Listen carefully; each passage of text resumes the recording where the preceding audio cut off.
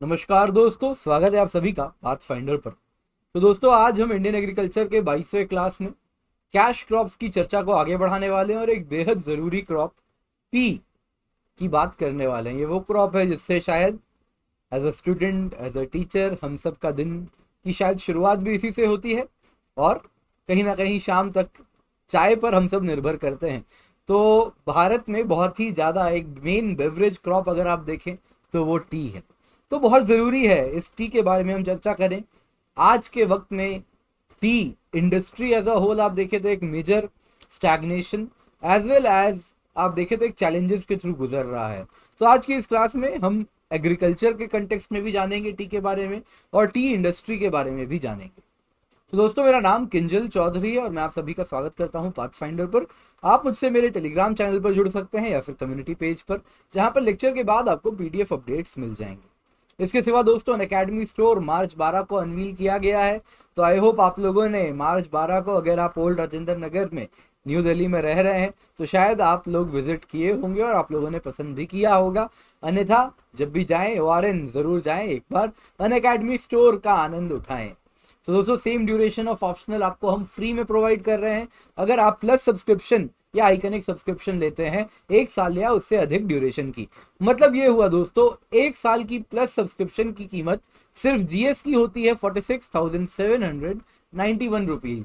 लेकिन आपको हम कॉम्प्लीमेंट्री ऑप्शनल जो 27,490 रुपए की होती है, ये आपको हम फ्री में प्रोवाइड कर रहे हैं। ये कीमत तब है दोस्तों जब आप KC10 कोड यूज कर रहे हैं। याद रखिएगा, जब आप ये कोड यूज करते हैं दोस्तों तो इससे आपको मेरी गाइडेंस एंड मेंटरशिप मिलती है। ये मेरी तरफ से एडिशनल है दोस्तों, तो इसलिए आप पूछेंगे तो सिर्फ मैं ही बता रहा हूँ क्योंकि मेरे तरफ से एडिशनल है, क्योंकि आप मेरा कोड यूज कर रहे हैं। तो मैं आपको इस प्रकार से गाइड करूंगा जब आप 1 साल या उससे अधिक की सब्सक्रिप्शन लेंगे यूजिंग माई कोड KC10।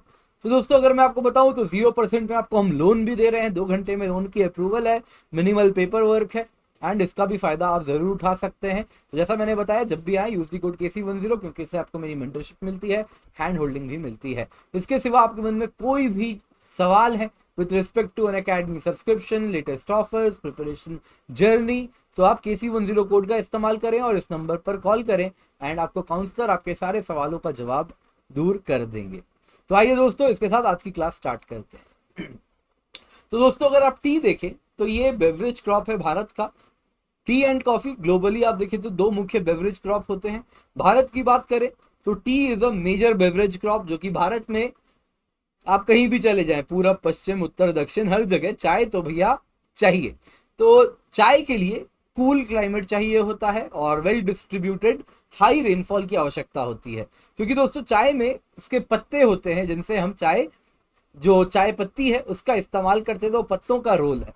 तो दोस्तों, यहीं पे आपको कहना चाहूंगा, चाय की अगर हम बात करें तो ये वेल ड्रेन्ड लोमी सॉइल में ग्रो होता है एंड इसमें काफी ज्यादा लेबर फोर्स की रिक्वायरमेंट होती है। जहां तक बात है दोस्तों चाय की, अगर हम देखें विश्व में तो केनिया, इंडिया, चाइना, श्रीलंका, ये वर्ल्ड में रिनाउंड है, ग्लोबली रिनाउंड है अपनी चाय की क्वालिटी के लिए, as well as major producers of tea ये सारे देश हैं।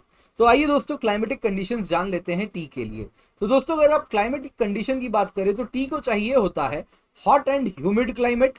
साथ ही साथ बिटर यील्ड के लिए जो हमें चाहिए वो crop distribution and high quality के लिए अगर देखें तो कुछ टेम्परेचर एंड प्रेसिपिटेशन दोनों का रोल होता है।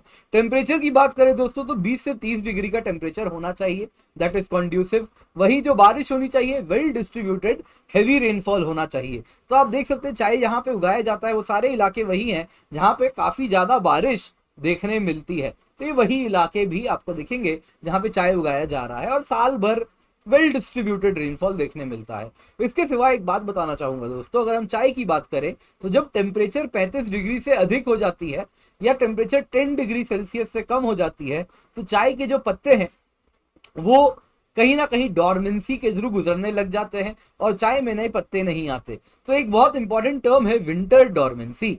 तो आप देख सकते हैं दोस्तों, जो मुख्य चाय ग्रोइंग एरियाज है वो आप देख सकते हैं विंटर्स में कुछ टेम्परेचर जब 10 डिग्री सेल्सियस से कम हो जाता है तो उस वक्त में आप देखेंगे तो एक विंटर डॉर्मेंसी का शिकार चाय की जो टी बुश हैं वो उसका शिकार हो जाते हैं। मतलब ये होता है दोस्तों, चाय के जो टी बुश हैं उनमें पत्ते लगने बंद हो जाते हैं। जाहिर सी बात है, पत्ते नहीं लगेंगे तो पत्ते तोड़ेंगे कैसे और चाय पत्ती बनेगी कैसे, तो वो एक मेजर दिक्कत है। तो नॉर्थ ईस्ट इंडिया की बात करूं तो एक मेजर टी सप्लायर भारत का आप देख सकते हैं नॉर्थ ईस्ट इंडिया है, जहां पे सबसे ज्यादा टी प्रोडक्शन होता है।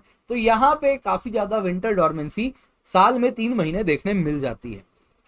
इसके सिवा दोस्तों फ्लशिंग क्या होता है, अक्सर आप एक टर्म सुनेंगे, flushing is called as plucking. जब टी को प्लक किया जाता है तो अक्सर आप अगर हाई क्वालिटी चाय लेंगे तो उसमें लिखा होता है फर्स्ट फ्लश, सेकंड फ्लश। तो होता यूं है दोस्तों कि जब पहला स्प्रिंग का सीजन आता है ना, विंटर डॉर्मेंसी के बाद स्प्रिंग आता है, टेम्परेचर 10 डिग्री सेल्सियस से बढ़ता है, तो जो नई पत्ते आते हैं और उनको जब प्लक करते हैं that is called as first flush. फिर से एक बार प्लकिंग होती है, फिर वापस उगने दिया जाता है, फिर सेकेंड फ्लश, तो दैट इज प्लकिंग। तो मार्च में फर्स्ट फ्लश यूजुअली हमें देखने मिलता है भारत में। इसके सिवा जो सॉइल की बात कर ले, टी प्रोडक्शन के लिए एसिडिक सॉइल की आवश्यकता होती है, पीएच 4.5 से 5.5 होना चाहिए। इसके सिवा स्लोप्स होने चाहिए क्योंकि soil should be well drained, पानी जमना नहीं चाहिए, फ्लो करना चाहिए। तो इससे दोस्तों आप देखें तो मॉडरेट एंड हाई रेनफॉल, लेकिन स्लोप्स होने चाहिए जिसमें पानी बह रहा हो। तो मेन टी ग्रोइंग एरिया की अगर हम बात करें दोस्तों तो एक मेजर है north east India. North east India में आप देख सकते हैं असम। असम अकेला दोस्तों 51% से ज्यादा चाय आप देख सकते हैं ग्रो करता है। तो असम एक बहुत मेजर टी प्रोड्यूसर है। इसके बाद आता है नॉर्थ बंगाल। नॉर्थ बंगाल में दोस्तों ये वाला जो इलाका हो गया दोस्तों दार्जिलिंग, ये वाला रीजन है। तो आप देख सकते हैं दोस्तों दार्जिलिंग एंड धुआर, ये बहुत मेजर टी प्रोड्यूसिंग रीजन है। 27% चाय भारत की यहीं पर प्रोड्यूस होती है। इसके सिवा बाकी छुटपुट इलाके हैं, देखा जाए तो बहुत मेजर एरियाज नहीं है। तो ये अगर आप देखें तो नीलगिरी हो गया साउथ इंडिया में। तो साउथ इंडिया में नीलगिरीज अगर हम देखें तो ये कवर कर लेता है केरला, थोड़ा सा कर्नाटका एंड तमिलनाडु। तो केरला, कर्नाटका, तमिलनाडु आप देख सकते हैं अन्य टी प्रोड्यूसर्स हैं एंड बेसिकली वेस्टर्न घाट्स वाले इलाके हैं। टी प्रोडक्शन होती है, बहुत ज्यादा नहीं है। आप देख सकते हैं ये मिल के करीबन 20% भारत का टी प्रोडक्शन इस इलाके से होता है। इसके सिवा अन्य इलाके भी है दोस्तों। हिमाचल में भी कुछ इलाकों में आप देख सकते हैं टी प्रोडक्शन होता है। हिमाचल में भी कुछ इलाकों में टी प्रोडक्शन होता है। तो अगेन बहुत मार्जिनल है, बहुत ज्यादा नहीं है। एंड भारत की बात करें दोस्तों तो भारत वर्ल्ड का लार्जेस्ट कंज्यूमर्स ऑफ टी में से एक है। एंड जो 3/4 टी हम प्रोड्यूस करते हैं वो खुद कंज्यूम भी कर जाते हैं। तो टी प्रोडक्शन का ये डेटा देख लेते हैं दोस्तों, बड़ा इंपॉर्टेंट है। तो अगर मैं डेटा की बात करूं तो आप क्या देख रहे हैं, 2017 का डेटा, 2018 का डेटा, क्या कुछ मेजर इंक्रीज है? नहीं हुआ है। आप वैसे ही देख सकते हैं टी प्रोडक्शन देखिए तो 2017, 18, 19, ये 18, 19 का डेटा है दोस्तों। आप देख सकते हैं जो प्रोडक्शन का ग्रोथ रेट है दोस्तों वो डिक्लाइन किया है, कहीं इंक्रीज किया है, बट ओवरऑल आप देखोगे तो ग्रोथ रेट -10% आपको देखने मिल रही है।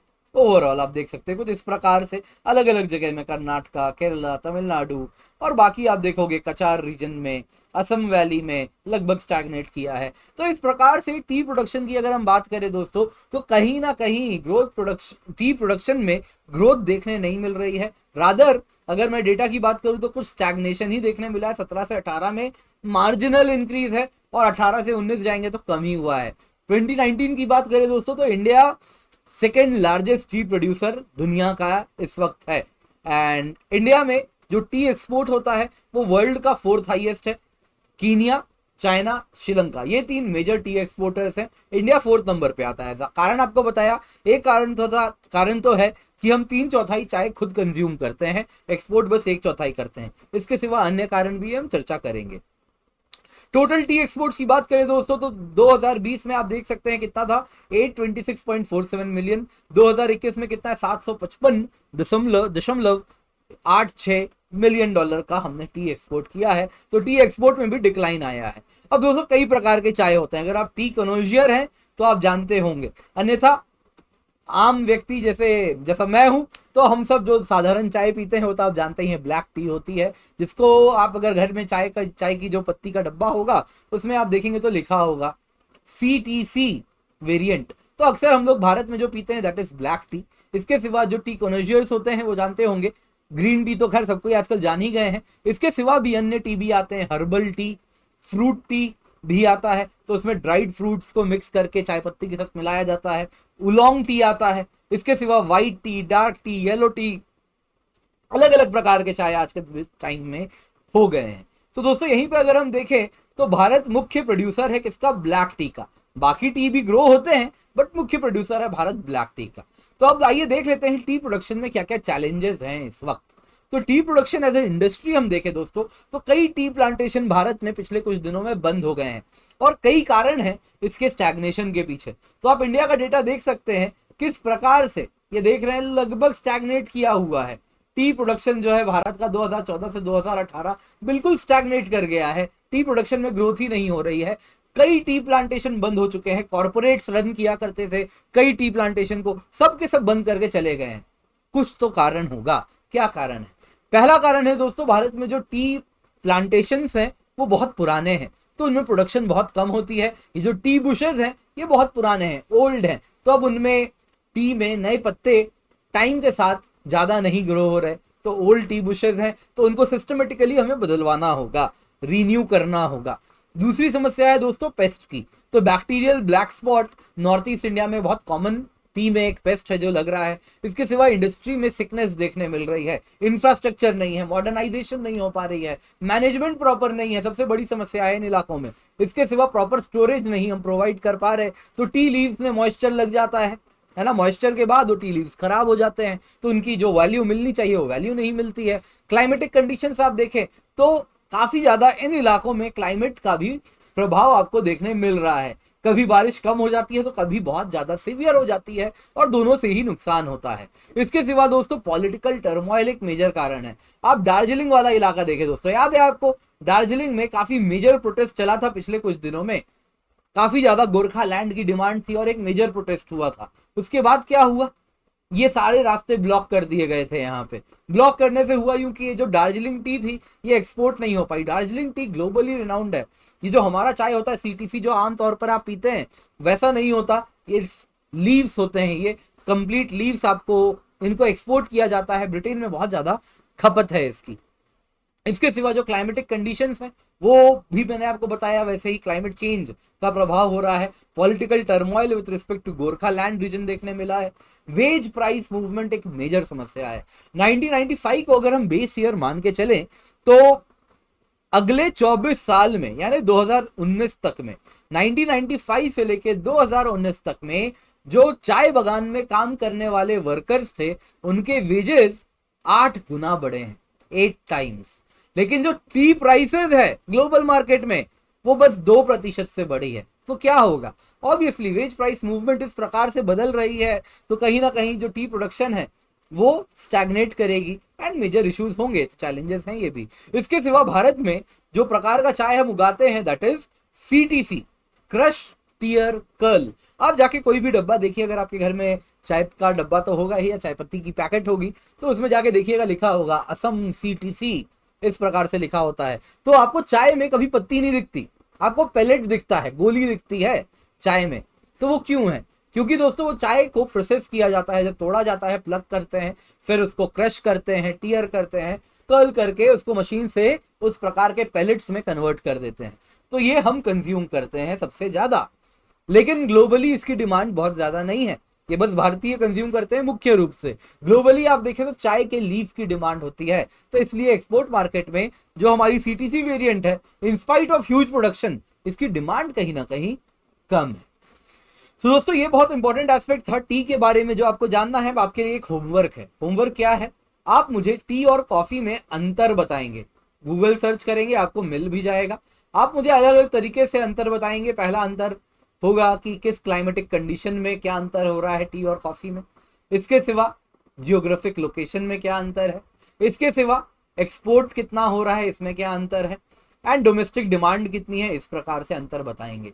तो ये सब मुझे आपको खुद से करना है। मैं चाहता तो आपको कर देता, बता भी देता, बट फिर आप क्या कर रहे हैं। तो मैंने आपको टी भी बता दिया है, कॉफी भी बता दिया है, दोनों के डेटा भी आपको दे दिया है। तो आप मुझे ये कमेंट सेक्शन में या तो डालिए या अपने नोट्स में इसको ऐड कीजिएगा, टी और कॉफी में क्या अंतर है। तो आई होप दोस्तों आपको आज की क्लास पसंद आई हो तो लाइक जरूर कीजिएगा। इसके सिवा अनअकैडमी में बहुत जबरदस्त स्पेशल क्लास में रन कर रहा हूँ, निकालो प्रीलिम्स 2022। तो 60 क्वेश्चंस डेली कवर होते हैं एंड ये संडे से थर्सडे इसकी क्लास होती है, Sunday to Thursday 6 PM to 8 PM। And अब तक हमने जून, जुलाई, अगस्त, सितंबर और अब अक्टूबर भी कवर कर लिया है। नवंबर का महीना स्टार्ट हो चुका है, नवंबर 2020, और इस प्रकार से हम करंट अफेयर्स खत्म करते जा रहे हैं। तो इसमें ज़रूर जुड़िएगा। इसके सिवा बहुत सारे प्लस कोर्स हैं मेरे अनअकैडमी में, physical geography, environment, Indian geography, तो इन सब का फायदा आप उठा सकते हैं। Enrol now, use the code KC10 for my guidance and mentorship as well. इसके सिवा दोस्तों अनअकैडमी में इंडिया के बेस्ट एजुकेटर्स हमारे साथ जुड़े हुए हैं। अनअकैडमी सिविल सर्विसेज चैंपियनशिप है, अर्ली बर्ड लकी ड्रॉ भी हम रन कर रहे हैं, आइकन एक सब्सक्रिप्शन भी है, एंड जो प्लस सब्सक्रिप्शन है इसी कीमत है दोस्तों एक साल की 46,791 रुपीज़, एक साल की आइकन की 67,041 रुपीज़, एक साल की ऑप्शनल की कीमत है 24,750 रुपये। ये सारी कीमतें तब हैं जब आप KC10 कोड का इस्तेमाल करते हैं, यानी वो कोड जिससे आपको मेरी गाइडेंस एंड मेंटरशिप भी मिलती है। इसके सिवा अनअकैडमी में आप देख सकते हैं number 1 best in class educators मिलते हैं, best in class learner ratings हैं, ज़बरदस्त रेटिंग्स है और रैंकिंग है हमारी। तो 1-to-1 लाइव मेंटरशिप भी आपको हम प्रोवाइड कर रहे हैं, जिसमें 1-to-1 टाइम मिलता है आपके आपके मेंटर के साथ।